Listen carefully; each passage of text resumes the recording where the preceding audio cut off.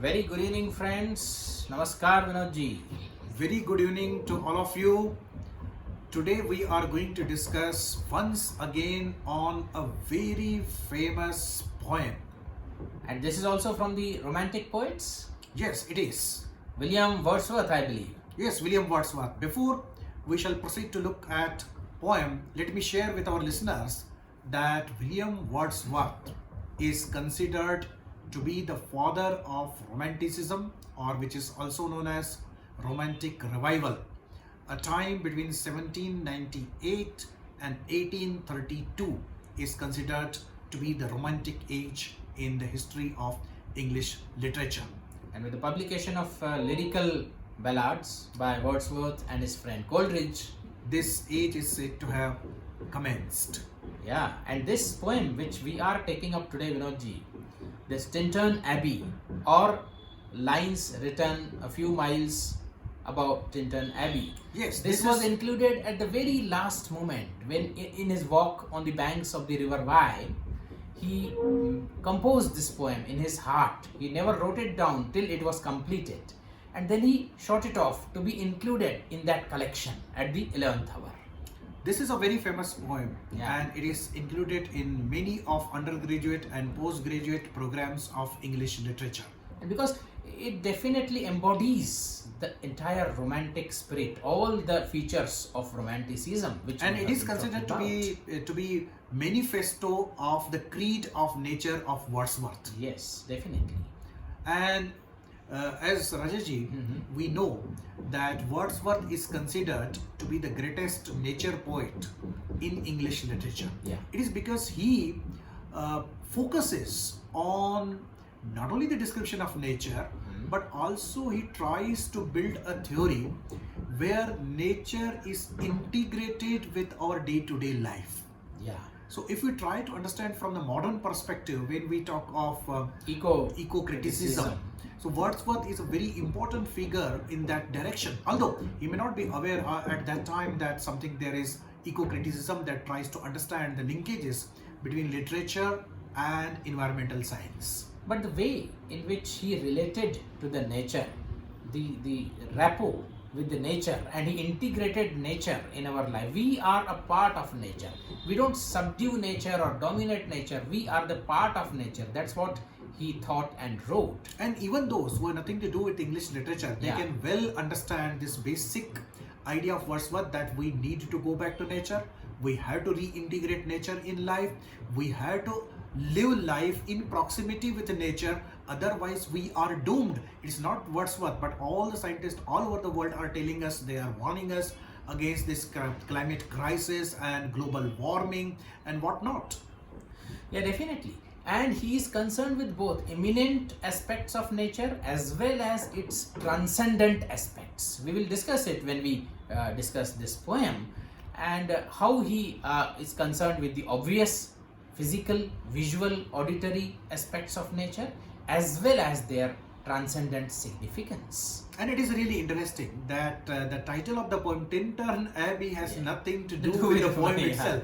Yeah. Neither does it even occur once in the entire poem. No, Basically, no. Tintern Abbey was Abbey. Abbey is the place where the nuns or the Yeah. monks live. A religious building. Religious place, right? And it was situated on the a few miles away from the river Wye.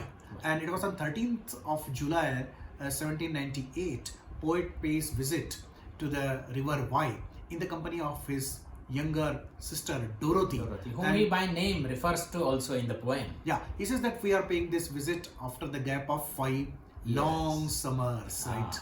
That's very important because in Wordsworth, the action of the poems moves very slowly, right? Very slowly. 5 long summers, Yes. 5, then slowly the time has passed when I was away from this beautiful nature, away in the hustle and bustle of the cities.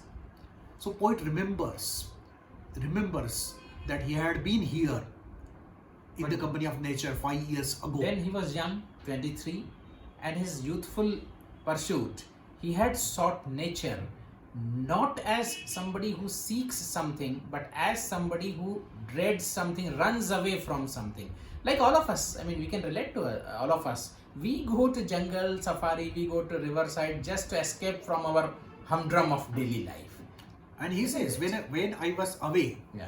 in the hustle and bustle of life, living in the city, away from the nature, even the memory of this beautiful nature brought solace, brought happiness, brought pleasure, and it freed me from that tension, from that worry, from that stress of the city life. And the impact he depicts of that memory is also very versatile. On the one hand, it freed me from the humdrum of daily life. On the other, it may have resulted in the small acts of kindness, charity, benevolence towards the mankind. And to go far beyond that, it in a way puts the poet into a trance. Even the memory of the nature visited 5 summers ago propels him into sort of meditative state, whereby he says we become the living soul. He says corporeal frame, that is the physical body, and its burden simply evaporates, and poet becomes as light as wind. Yeah, we see into the life of things. That's what he says. Even the memory of that, the communion with the nature. 5 years ago, when he was youth, he was not very in depth. He could not appreciate nature at that time. Really, Rajesh, we became sad because we are living in these concrete jungles, quite away from nature, from trees, from rivers, from mountains, from meadows, from jungles.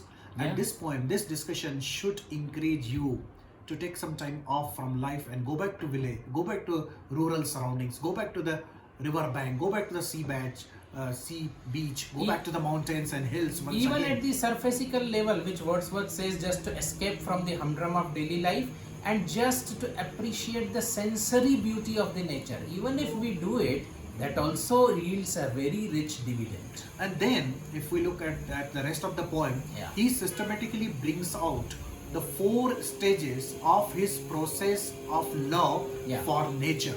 The first stage, the stage of, he says, immaturity, a stage of youthfulness, where you seek nature as if escaping from something, and you just see and hear the nature for its sensuous beauty. That's it. He says, I was running from place to place like a young deer, seeking the beautiful forms of the external beauty of the nature, and with no interest unborrowed from the eye. Exactly, just like a child, just like a teenager. He is simply attracted by the outward forms of nature, the sounding cataracts, the hills, the mountains, the rivers, etc. And then, after some years, poet becomes mature.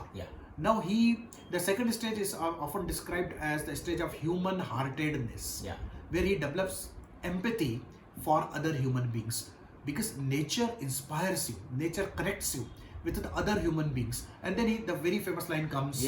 He looks at the nature, oftentimes still hearing the sad music of humility. Neither harsh nor grating, but has enough power to chisel and subdue.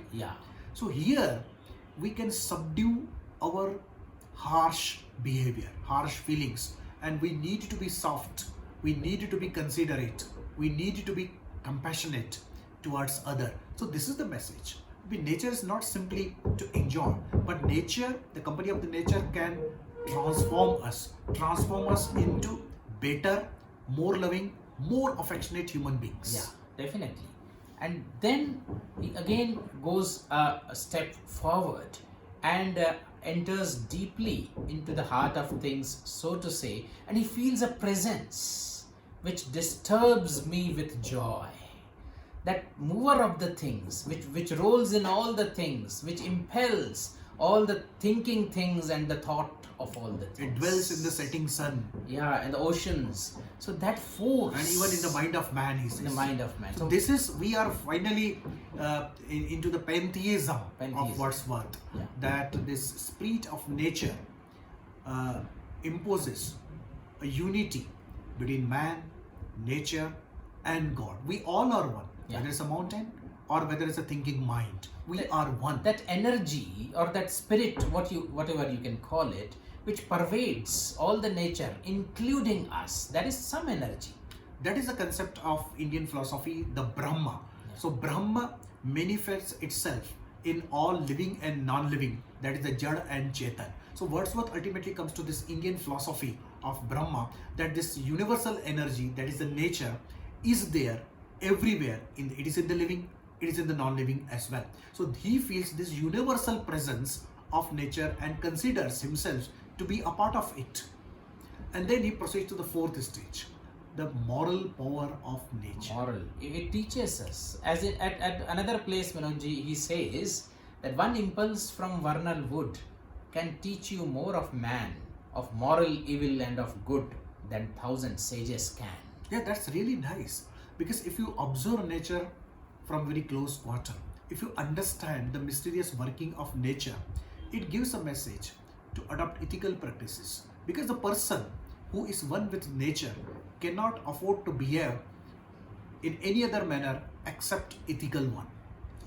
He says nature is like a guide, mother, nurse, guardian of the heart. That kind of phrases he uses.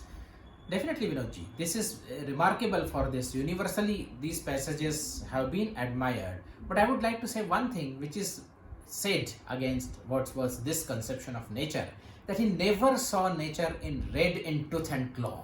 The destructive aspects of nature or the reckless aspects of nature, which Tennyson beautifully describes in his In Memoriam. Yeah, definitely. Nature sometimes is terrible. Terrible. The earthquakes, the floods, famine, so many Even things. though we may there. attribute them to the human folly and unbridled activities, but still, apart from that also, sometimes nature is highly destructive.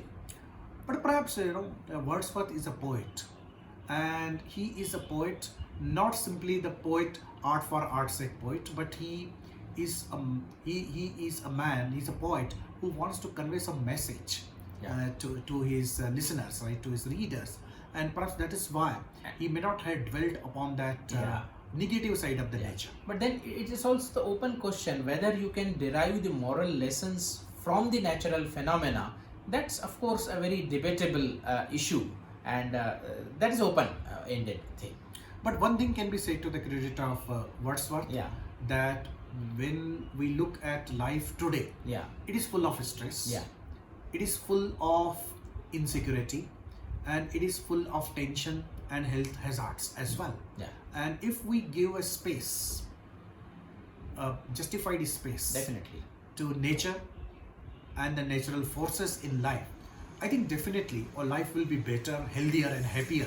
Definitely, communion with nature does relax us, does make us more authentic, but whether it morally teaches something or not, of course everybody can decide for themselves. And then in the last part of the poem, Vinodji, when he refers to his sister, my dear, dear friend, and then he says all these things are dear to me because of themselves, as also because of you. We have been here together. And he says that I can see my former self in you. In you. That means even Dorothy has started loving nature, like Wordsworth.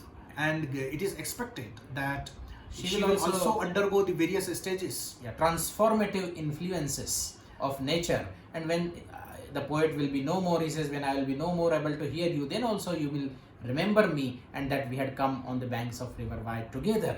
So all these things. And when we are passing through the troubled years of your life, nature will continue to guide. He says that you should look upon nature as your guide. These wandering clouds, these shining stars in the nature, they will always guide you to follow the right path in life. Again, he emphasizes upon the role of nature as a guide, as a teacher, as a guru. And this is also very remarkable in the poetry, Vinodji.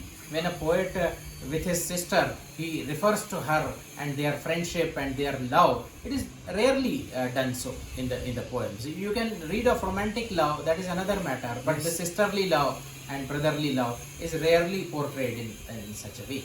So this poem is really beautiful. This poem is of 160 lines and sums up all the important principles of Wordsworth's love for nature.